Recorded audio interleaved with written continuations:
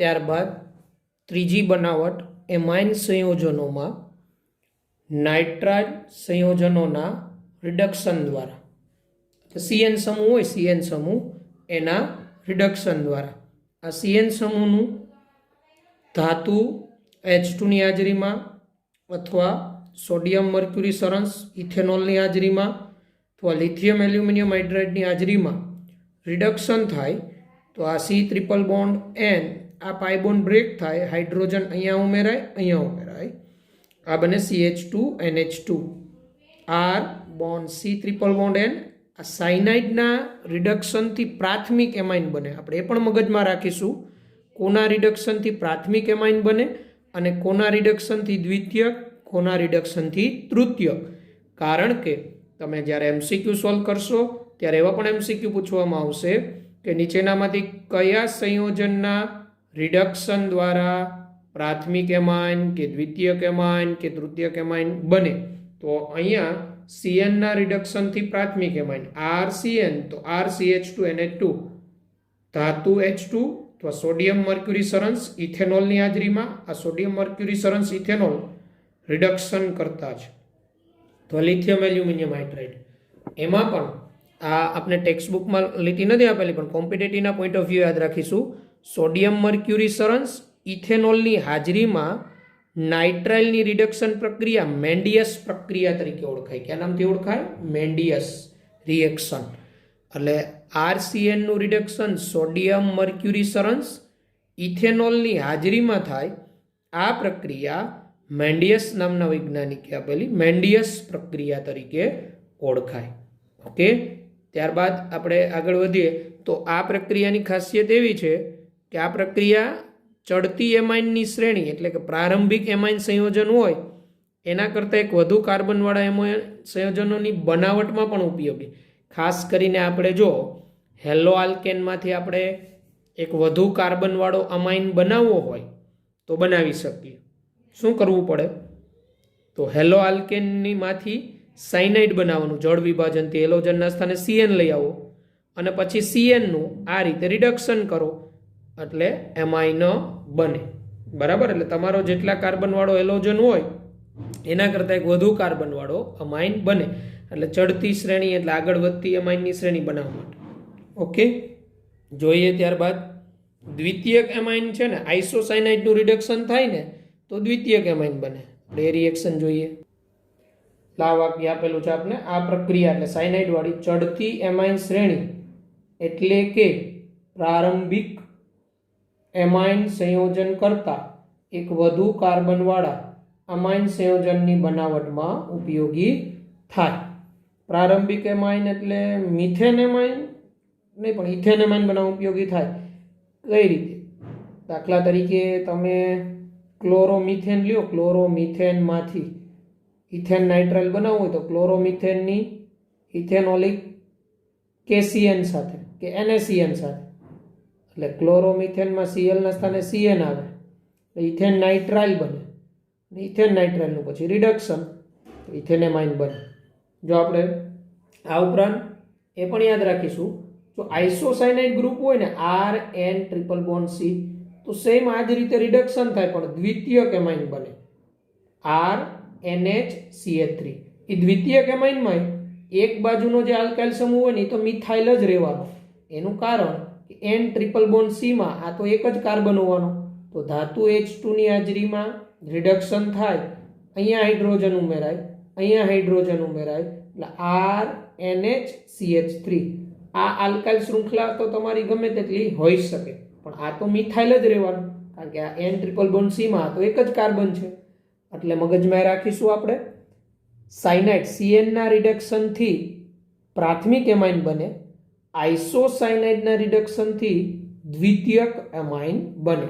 બરાબર, અને હમણાં મેં તમને વાત કરેલી એ મુજબ હેલો આલ્કેનમાંથી આપણે કાર્બનની શ્રેણી વધારીએ તો હેલો આલ્કેન છે આ ક્લોરોઇથેન CH3CH2Cl ઇથેનોલિયલ NaCN સાથે પ્રક્રિયા કરીએ તો CnCl નું વિસ્થાપન કરે એટલે CH3CH2Cn બને પ્રોપેન નાઇટ્રાઇલ, અને પ્રોપેન નાઇટ્રાઇલનું રિડક્શન કરીએ ધાતુ H2 ની હાજરીમાં તો પ્રોપેન 1 એમાઇન બને CH3CH2 CH2NH2 એટલે અહીંયા તમારો 2 કાર્બન વાળો હેલો આલ્કેન હતો, અહીંયા તમારો 3 કાર્બન વાળો એમાઇન મળેલો.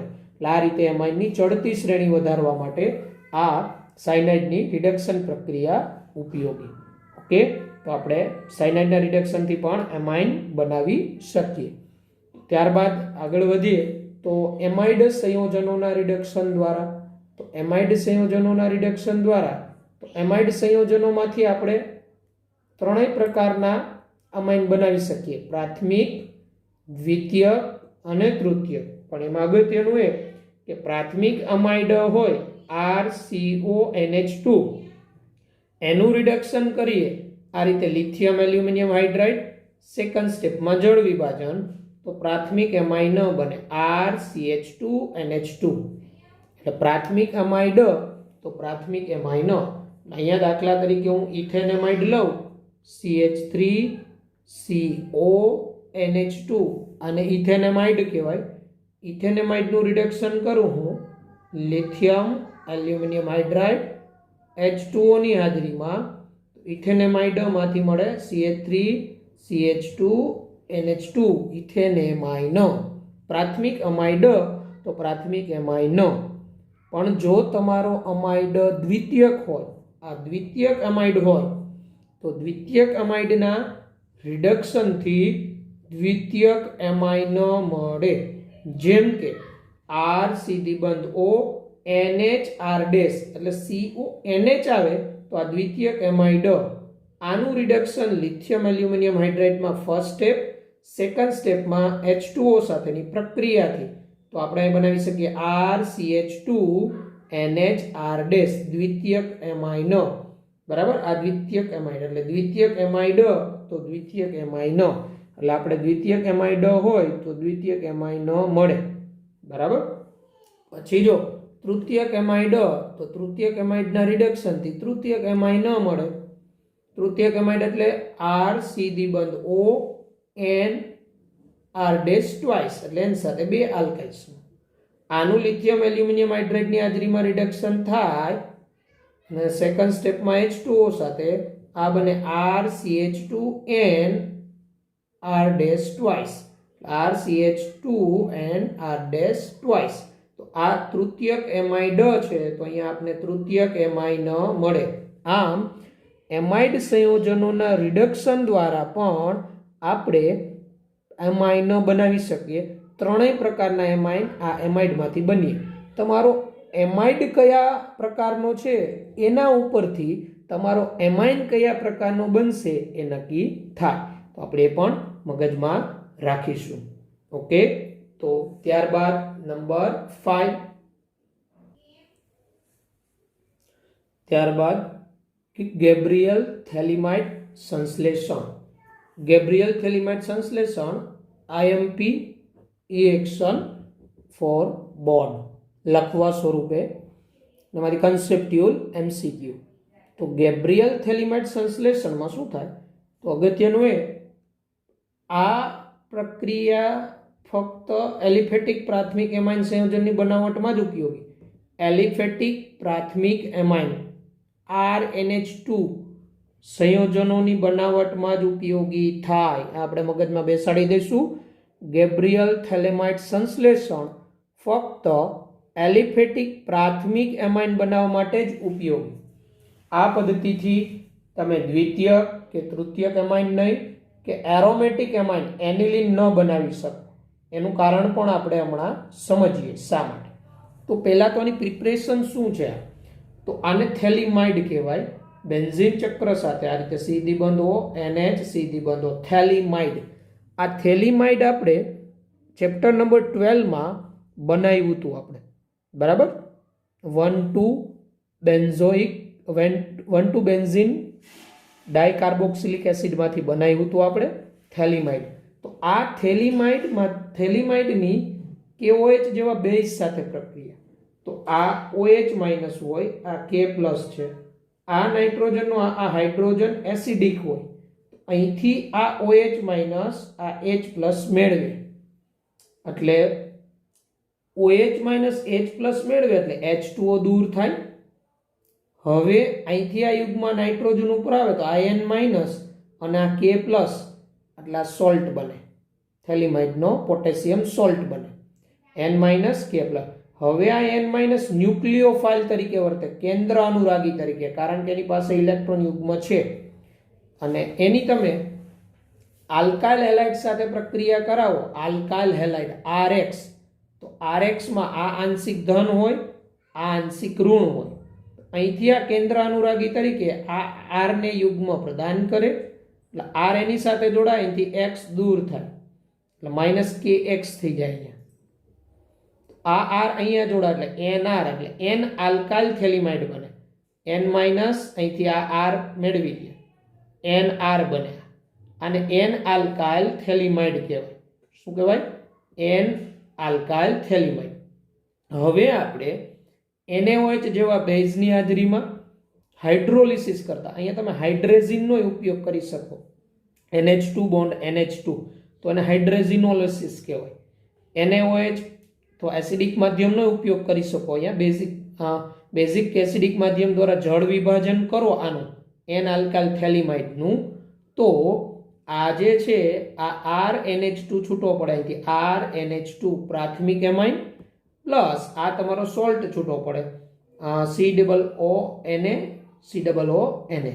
અહીંથી આ જોડે એટલે N આલ્કાઇલ થેલિમાઇડનું બેઝની હાજરીમાં જળ વિભાજન થાય એટલે આ એલિફેટિક પ્રાથમિક એમાઇન બને. બરાબર? એટલે એલિફેટિક પ્રાથમિક એમાઇન બનાવવા જ ઉપયોગી. તો આ પદ્ધતિ એરોમેટિક માટે કેમ ઉપયોગી નહીં? આવું કેમ? તો જો તમારે સિમ્પલ વાત છે, તમારે અહીંયા એનિલિન લઈ આવવું હોય, અહીંયા તો R ની જગ્યાએ C6H5 લઈ આવવું પડે. અહીંયા R ક્યાંથી આવ્યો? તો R તમને ખબર હોય તો RX માંથી આવ્યો અહીંયા. તો અહીંયા તમારે હેલોબેન્ઝીન લેવો પડે, ક્લોરોબેન્ઝીન, બ્રોમોબેન્ઝીન. પણ આપણે બધાને ખબર છે, હેલો આલ્કેન હેલો એરિનમાં ભણી ગયા, હેલો એરિનમાં CX બંધ હોય ને, આંશિક દ્વિબંધ હોય, તૂટવો મુશ્કેલ. અને એ હેલો એરિનમાં CX ના કાર્બન પર આ કેન્દ્ર અનુરાગી ઋણ આયન છે એ દાખલ ન થઈ શકે, કારણ કે પેલો CX બંધ છે એ મજબૂત હોય, આંશિક દ્વિબંધને કારણે તોડવો મુશ્કેલ. એટલે હેલો એરિનની કેન્દ્ર અનુરાગી વિસ્થાપન પ્રક્રિયા મુશ્કેલ, એટલે આપણે આ પદ્ધતિથી અહીંયા એનિલિન ન બનાવી શકીએ, એરોમેટિક એમાઇન, જે તમને ટેક્સ્ટબુકમાં પણ લખાણ સાથે આ રીતે આપેલું છે, જે મેં વાત કરી એ હવે તમને હું સમજાવી દઉં લખાણ સાથે. તો જો આપણી ટેક્સ્ટબુકમાં આવું આપેલું છે, આ પદ્ધતિથી પ્રાથમિક એરોમેટિક એમાઇન બનાવી શકાતા નથી. પ્રાથમિક એરોમેટિક એમાઇન એટલે એનિલિન, બેન્ઝીન ઉપર NH2 વાળા ન બને. કારણ શું? તો એરાઇલ હેલાઇડ એટલે ક્લોરોબેન્ઝીન, બ્રોમોબેન્ઝીન, આયોડોબેન્ઝીન, આ બધા સામાન્ય રીતે એરાઇલ હેલાઇડ કહેવાય.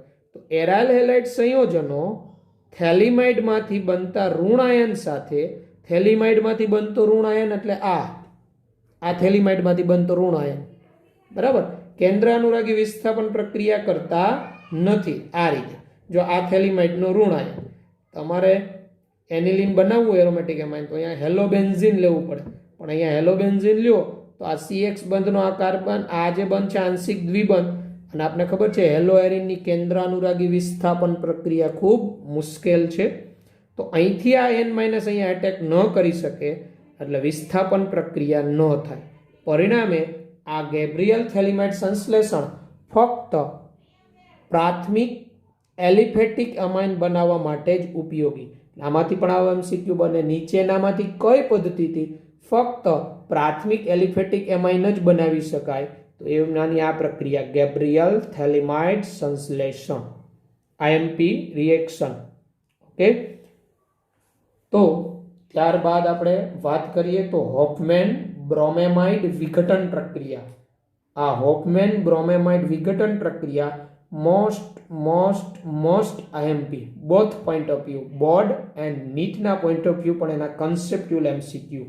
તો આપણે હોફમેન બ્રોમેમાઇડ વિઘટન પ્રક્રિયાની સ્ટડી કરીએ. તો very most important reaction Hofmann bromamide વિઘટન પ્રક્રિયા અથવા હોફમેન ડિગ્રેડેશન પ્રક્રિયા. ડિગ્રેડેશન શા માટે કહેવાય એ પણ આપણે સમજીએ. તો હોફમેને એમાઇડ સંયોજનોની NaOH ના જલીય અથવા ઇથેનોલીય દ્રાવણમાં Br2 સાથે પ્રક્રિયા કરી પ્રાથમિક એમાઇન સંયોજનો બનાવવાની પદ્ધતિ વિકસાવી હતી. હોફમેન નામના વૈજ્ઞાનિકે શું કરેલું હતું? એમાઇડ સંયોજનો એટલે RCONH2 વાળા સંયોજનો એની NaOH ના જલીય અથવા ઇથેનોલીય આલ્કોહોલીય દ્રાવણમાં Br2 સાથે પ્રક્રિયા કરી અને પ્રાથમિક એમાઇન સંયોજન બનાવેલું. એમાઇડમાંથી એમાઇનો એની મદદથી Br2 જલીય અથવા આલ્કોહોલીય NaOH. હવે આ વિઘટન પ્રક્રિયામાં થાય છે શું? તો આ વિઘટન પ્રક્રિયામાં એમાઇડ સમૂહના કાર્બોનિલ કાર્બન પરમાણુ પરથી, એટલે એમાઇડ એટલે RCONH2 એનો C દ્વિબંધ O નો આ કાર્બોનિલ કાર્બન કહેવાય. કાર્બોનિલ કાર્બન પરમાણુ પરથી એક આલ્કાઇલ અથવા એરાઇલ સમૂહનું, એટલે આ આલ્કાઇલ આ R અથવા અહીંયા C6H5 હોય તો એ સમૂહનું સ્થાનાંતર આ N પરમાણુ પર થાય. અહીંથી આલ્કાઇલ સમૂહનું સ્થાનાંતર આ N પરમાણુ પર થાય. આમ એમાઇડ સંયોજનોમાં રહેલા કાર્બન પરમાણુ કરતાં એક ઓછા કાર્બન પરમાણુ વાળું અમાઇન સંયોજન બને. એટલે અહીંયા તમે RCONH2 લ્યો ને તો હોફમેન પ્રક્રિયામાં CO કાઢી નાખવાનું તો RNH2 બને. બરાબર, એક ઓછા કાર્બન વાળું. આવું કેમ થાય તો એની હમણાં મિકેનિઝમમાં સમજીશું. અને હોફમેન પ્રક્રિયા પણ ફક્ત પ્રાથમિક એલિફેટિક અને એરોમેટિક બનાવવા માટે જ વપરાય. હોફમેનની મદદથી પ્રાથમિક એલિફેટિક અને એરોમેટિક બંને બનાવી શકાય, પણ ફક્ત પ્રાથમિક જ, દ્વિતીયક તૃતીયક ન બને. એ કેમ ન બને એ હમણાં હું તમને ક્રિયાવિધિમાં સમજાવું છું. તો હોફમેન પ્રક્રિયા ટૂંકમાં શું છે? તો R સીધી બંધો NH2. બરાબર, અને હોફમેન પ્રક્રિયા ફક્ત પ્રાથમિક એમાઇડ માંથી પ્રાથમિક એમાઇન બનાવવા જ વપરાય. RCONH2 plus Br2 plus NaOH. તો અહીંયા આપણી પ્રોડક્ટ મળે ને એમાંથી CO કાઢી નાખવાનું. ખાલી ટેકનિકલી યાદ રાખવા માટે આવું છે. એક ઓછા કાર્બન, અહીંયા તમે જેટલા કાર્બન વાળો અમાઇડ લ્યો એના કરતા એક ઓછા કાર્બન વાળો એમાઇન બને. અહીંયા તો RCONH2 તો અહીંયા RNH2, બાકીનું Na2CO3 plus 2NaBr plus 2H2O દૂર થાય. ઉદાહરણ તરીકે તમે અહીંયા ઇથેનેમાઇડ લ્યો તો અહીંયા મિથેનેમાઇડ ન બને. બરાબર, જો તમે બેન્ઝીનેમાઇડ લ્યો તો બેન્ઝેમાઇડ એટલે બેન્ઝીન ઉપર CONH2 આ કાર્બોનિલ કાર્બન. તો આનું તમે Br2 plus NaOH, Br2 plus NaOH, Br2 plus KOH આવે એટલે સમજવાનું કે હોફમેન પ્રક્રિયા કરવાની છે. હોફમેન બ્રોમેમાઇડ વિઘટન પ્રક્રિયા બહુ સિમ્પલ. અહીંથી આ CO દૂર કરી દેવાનો અને ત્યાં NH2 જોડી દેવાનો એટલે ફાઇનલ પ્રોડક્ટ એનિલિન બને, બેન્ઝીનેમાઇડ. એટલે બેન્ઝેમાઇડમાંથી એનિલિન તો હોફમેન પ્રક્રિયા દ્વારા બનાવી શકાય. આમાં જેટલા કાર્બન છે એના કરતાં એક ઓછા કાર્બન વાળો એમાઇન બન્યો. બાકીનું તો Na2CO3 plus 2NaBr plus 2H2O. ઉદાહરણ તરીકે જો બીજું ઇથેનેમાઇડ હમણાં હું બોલ્યો તો Ca3CONH2 plus Br2 plus NaOH. તો CO કાઢી નાખો તો Ca3NH2 મિથેનેમાઇડ. અહીંયા ઇથેનેમાઇડ તો અહીંયા મિથેનેમાઇન. અહીંયા પ્રોપેનેમાઇડ તો અહીંયા ઇથેનેમાઇન. અહીંયા બ્યુટેનેમાઇડ તો અહીંયા પ્રોપેનેમાઇન. એટલે જેટલા કાર્બન વાળો અમાઇડ એના કરતાં એક ઓછા કાર્બન વાળો એમાઇન મળે હોફમેનમાં. અને ફક્ત પ્રાથમિક એલિફેટિક અને એરોમેટિક એમાઇન બનાવવા માટે જ ઉપયોગી હોફમેન પ્રક્રિયાથી આપણે દ્વિતીયક એમાઇન કે તૃતીયક એમાઇન બનાવી શકીએ નહીં. એનું કારણ આપણે એની ક્રિયાવિધિમાં સમજીએ. તો એની ક્રિયાવિધિ આ મુજબ છે. જો એની ક્રિયાવિધિ બહુ સરળ. ટેક્સ્ટબુકમાં આપણે ક્રિયાવિધિ નથી આપેલા, એટલે બોર્ડના પોઈન્ટ ઓફ વ્યૂ આપણે ક્રિયાવિધિ ક્યાંય લખવાની નથી, પણ કોન્સેપ્ટ સમજવાનો છે કે હોફમેન પ્રક્રિયા શા માટે પ્રાથમિક એલિફેટિક અને એરોમેટિક અમાઇન જ આપે. દ્વિતીયક કે તૃતીયક એમાઇન બનાવવું હોય તો કેમ ન કરી શકાય? તો એનું રીઝન સમજીએ. તો આર સીધી બંધો NH2, આ Br2 NaOH છે, બરાબર. તો Br2 NaOH માંથી માઇનસ NaBr માઇનસ H2O થાય. આમાંથી આ NH સાથે એક Br જોડાય, આ NH સાથે, એટલે આ NH સાથે આમાંથી એક Br આવે, એટલે આ બને R સીધી બંધ O NHBr, R સીધી બંધ O NHBr. હવે આ બેઝ છે NaOH, આ NaOH બેઝ છે, અને આ નાઇટ્રોજનનો હાઇડ્રોજન હોય, આ એસિડિક હાઇડ્રોજન હોય, એટલે આ OH માઇનસ આ H પ્લસ મેળવે, H પ્લસ માઇનસ H2O. તો આ નાઇટ્રોજન ઉપર કેવો ચાર્જ આવે? નેગેટિવ. એટલે અહીંયા બન્યું R સીધી બંધ O N માઇનસ Br. હવે નાઇટ્રોજન ઉપર નેગેટિવ ચાર્જ આવ્યો. અહીંયા જો આ નેગેટિવ સિંગલ પાય, અહીંથી આ નેગેટિવ અહીંયા જાય, બરાબર. અહીંથી આ નેગેટિવ અહીંયા જાય તો નાઇટ્રોજન પાસે શું વર્તાય? ઉણપ ઇલેક્ટ્રોનની. તો અહીંથી આ આલ્કાઇલ સમૂહ અહીંયા શિફ્ટ થાય, અહીંથી આ સીધી બંધો કાર્બોનિલ કાર્બન સાથેનો આલ્કાઇલ કે ફિનાઇલ સમૂહ અહીંયા શિફ્ટ થાય. અહીંથી આ Br માઇનસ દૂર થઈ જાય, તો માઇનસ NaBr, આ R અહીંયા જોડાય, એટલે R N દ્વિબંધ C દ્વિબંધ, R N દ્વિબંધ C દ્વિબંધો. આને આલ્કાઇલ આઇસોસાઇનેટ કહેવાય. આઇસોસાઇનેટ બને હોફમેનમાં. હવે આ આઇસોસાઇનેટ જે બન્યો, આ આઇસોસાઇનેટનું જળ વિભાજન કરો, આઇસોસાઇનેટનું, એટલે RNH C દ્વિબંધો OH બને, NH C દ્વિબંધો OH, અને NH C દ્વિબંધો OH નું ડીકાર્બોક્સિલેશન થાય, એમાંથી CO2 દૂર થઈ જાય, RNH2 બને. આ CO2 દૂર થાય અને RNH2 બને, RNH C દ્વિબંધ OH. તો આ પ્રક્રિયા છે, એમાંથી આપણે દ્વિતીયક એમાઇન કે તૃતીયક એમાઇન કેમ ન બનાવી શકીએ? તો અહીંયા જો તમારો અહીંયા દ્વિતીયક એમાઇડ લ્યો, અહીંયા દ્વિતીયક એમાઇડ, તો અહીંયા નાઇટ્રોજન પાસે હાઇડ્રોજન આવે જ નહીં, કારણ કે NH હોય, NH, તો NH નો એક હાઇડ્રોજન તો અહીંયા જ જતો રહે Br સાથે વિસ્થાપનમાં. અને તૃતીયક એમાઇડ લ્યો, તૃતીયક એમાઇડ, તો તૃતીયક એમાઇડમાં તો નાઇટ્રોજન પાસે હાઇડ્રોજન જ ન હોય. પરિણામે અહીંયા દ્વિતીયક એમાઇડ કે તૃતીયક એમાઇડ લઈએ તો હોફમેન પ્રક્રિયાથી આપણે અહીંયા દ્વિતીયક એમાઇન કે તૃતીયક એમાઇન મળે નહીં. તો આ હતું હોફમેન બ્રોમેમાઇડ વિઘટન પ્રક્રિયા. ખૂબ સરળ પ્રક્રિયા, પણ મોસ્ટ IMP પ્રક્રિયા છે, both point of view, neat and board. હું માનું છું કે આ પ્રક્રિયા તમે વ્યવસ્થિત પ્રિપેર કરશો. તો પછી આપણે એ જોશું કે આ એરોમેટિક રિંગ હોય, એમાઇડ હોય, એમાં ઇલેક્ટ્રોન આકર્ષક સમૂહ જોડાય અને ઇલેક્ટ્રોન દાતા સમૂહ જોડાય, તો ક્યારે હોફમેન પ્રક્રિયાની સક્રિયતા વધે, ક્યારે હોફમેન પ્રક્રિયાની સક્રિયતા ન વધે, એ કન્સેપ્ટની આપણે વાત કરીએ. ઓકે, તો હોફમેન બ્રોમેમાઇડ વિઘટન પ્રક્રિયા આપણે જોઈ. આ પ્રક્રિયામાંથી છે ને એવા MCQ આવે, એરોમેટિક એમાઇડ હોય, એટલે બેન્ઝીન ઉપર CONH2, અને એમાં ઇલેક્ટ્રોન દાતા સમૂહ ને ઇલેક્ટ્રોન આકર્ષક સમૂહ જોડાયેલા હોય, અને તમને પૂછે હોફમેન પ્રક્રિયાની પ્રતિક્રિયાત્મકતા અથવા સક્રિયતા કે રિએક્ટિવિટીનો યોગ્ય ક્રમ કયો.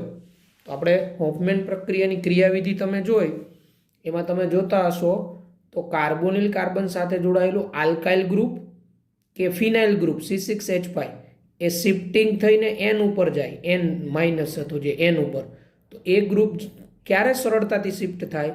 તો જેમ ઇલેક્ટ્રોન દાતા સમૂહ જોડાયેલા હોય ને, એમ એ ગ્રુપ સરળતાથી N ઉપર શિફ્ટિંગ થાય. એટલે એરોમેટિક રિંગ હોય, બેન્ઝીન ચક્ર, એમાં જેમ ઇલેક્ટ્રોન દાતા સમૂહ જોડાયેલા હોય ને, દાતા સમૂહ, એમ હોફમેન પ્રક્રિયાની પ્રતિક્રિયાત્મકતા વધે. એટલે ઇલેક્ટ્રોન દાતા સમૂહની પ્રબળતા, ઇલેક્ટ્રોન દાતા સમૂહની પ્રબળતા અને હોફમેન પ્રક્રિયા, હોફમેન બ્રોમેમાઇડ વિઘટન પ્રક્રિયા, બ્રોમેમાઇડ વિઘટન પ્રક્રિયા, વિઘટન પ્રક્રિયાની પ્રતિક્રિયાત્મકતા કે સક્રિયતા સમપ્રમાણમાં હોય, પ્રતિક્રિયાત્મકતા સમપ્રમાણમાં હોય. એટલે જેમ ઇલેક્ટ્રોન દાતા સમૂહની પ્રબળતા વધુ, ઇલેક્ટ્રોન દાન કરવાની વૃત્તિ વધુ, એમ હોફમેન બ્રોમેમાઇડ વિઘટન પ્રક્રિયાની પ્રતિક્રિયાત્મકતા વધુ. જેમ કે આ રીતે બેન્ઝીન ચક્ર ઉપર આ CONH2 એની સાથે અહીંયા પેરાસાને SO3H ગ્રુપ, સલ્ફોનિક એસિડ, પછી CONH2 ગ્રુપ અહીંયા રિંગ ઉપર, અને આના પેરા સ્થાને નાઇટ્રો ગ્રુપ, NO2 ગ્રુપ, પછી CONH2 નંબર 3 એમાં OCH3 ગ્રુપ જોડાયેલું હોય.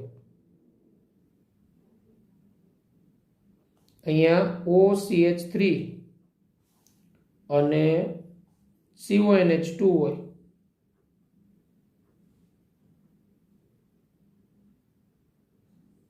CONH આને 1 કહી દઈએ, અને 2 કહી દઈએ, 3 કહી દઈએ, અને આને 4 કહી દઈએ. તો આમાં પ્રતિક્રિયાત્મકતાનો ક્રમ કેવો હોય? આપણે હોફમેન બ્રોમેમાઇડ વિઘટન પ્રક્રિયામાં તો જો SO3H સમૂહ ઇલેક્ટ્રોન આકર્ષક સમૂહ, NO2 સમૂહ ઇલેક્ટ્રોન આકર્ષક સમૂહ, પણ OCH3 સમૂહ ઇલેક્ટ્રોન દાતા સમૂહ. આની પ્લસ R અસર હોય, ગ્રેટર દેન માઇનસ I. તો આ OCH3 આ ઇલેક્ટ્રોન દાતા સમૂહ. તો આ ઇલેક્ટ્રોન દાતા સમૂહ આ જે રિંગ હોય અહીંથી આનું અહીંયા નાઇટ્રોજન ઉપર શિફ્ટિંગ સરળતાથી બનાવે, પરિણામે પ્રક્રિયા ઝડપી થાય. એટલે 3 પછી 4 આવે, પછી 2 આવે, સોરી પ્રતિક્રિયાત્મકતા 3, 4, 1 અને પછી 2. SO3H NO2 માં NO2ની -R અસર વધારે હોય. એટલે આપણે એવા MCQ પૂછે કે નીચેનામાંથી હોફમેન બ્રોમેમાઇડ વિઘટન પ્રક્રિયાની પ્રતિક્રિયાત્મકતા કોની વધુ હશે? તો આપણે કન્સેપ્ટ શું યાદ રાખીશું? ઇલેક્ટ્રોન દાતા સમૂહ જેમાં બેન્ઝીન ચક્રમાં જોડાયેલા હોય એની હોફમેન બ્રોમેમાઇડ વિઘટન પ્રક્રિયાની પ્રતિક્રિયાત્મકતા વધુ. આવું કેમ? તો તમે હોફમેન બ્રોમેમાઇડની ક્રિયાવિધિ જોશો તો એમાં કાર્બોનિલ કાર્બન સાથે જે પેલો R કે ફિનાઇલ જોડાયેલો એ N ઉપર શિફ્ટ થાય છે. તો એ જેમ N ઉપર સરળતાથી શિફ્ટ થાય એમ હોફમેન પ્રક્રિયા ખૂબ સરળતાથી થાય, અને એ સમૂહ છે એ N ને ઇલેક્ટ્રોન પ્રદાન કરે છે. તો જેમ એ જે સમૂહ હોય એમાં ઇલેક્ટ્રોન દાતા સમૂહ વધુ જોડાય એમ સરળતાથી N ઉપર શિફ્ટ થાય. ઓકે, એટલે હોફમેન પ્રક્રિયાની પ્રતિક્રિયાત્મકતા કે સક્રિયતા કે ઝડપ એ ઇલેક્ટ્રોન દાતા સમૂહની ઇલેક્ટ્રોન દાન કરવાની પ્રબળતા પર આધાર રાખે, એના સમપ્રમાણમાં હોય. એટલે અહીંયા જે આપેલા છે SO3H, NO2, OCH3 ને CONH2 ઓનલી. તો OCH3 છે ઇલેક્ટ્રોન દાતા સમૂહ પ્લસ R અસરથી ઇલેક્ટ્રોન આપે, જ્યારે NO2 -R -I અસર હોય એની ઇલેક્ટ્રોન આકર્ષક. આ પણ SO3H -R -I ઇલેક્ટ્રોન આકર્ષક. તો સૌથી વધુ પ્રતિક્રિયાત્મકતા અહીંયા 3 ની છે, 3 બરાબર. એટલે આ 3 છે એની પ્રતિક્રિયાત્મકતા સૌથી વધુ. અહીંયા જેટલા મેં 4 આપ્યા ને એમાં સૌથી વધુ પ્રતિક્રિયાત્મકતા. આ રીતે આપણે હોફમેન પ્રક્રિયામાં આપણે પ્રતિક્રિયાત્મકતાનો ક્રમ પૂછે તો આ રીતે સોલ્વ કરીશું. ઓકે, તો આજના આપણા લેક્ચરમાં અહીંયા સુધી રાખીએ, પછીના લેક્ચરમાં આપણે આગળ વધીશું. આજના આપણા લેક્ચરમાં બધી પ્રિપરેશન જોઈ, પ્રિપરેશન આપણે ટેક્સ્ટ બુક કન્ટેન્ટની કમ્પ્લીટ કરેલી છે. પ્રિપરેશન વ્યવસ્થિત લખીને સમીકરણો લખીને તૈયાર કરી નાખો. Okay, good bye, take care.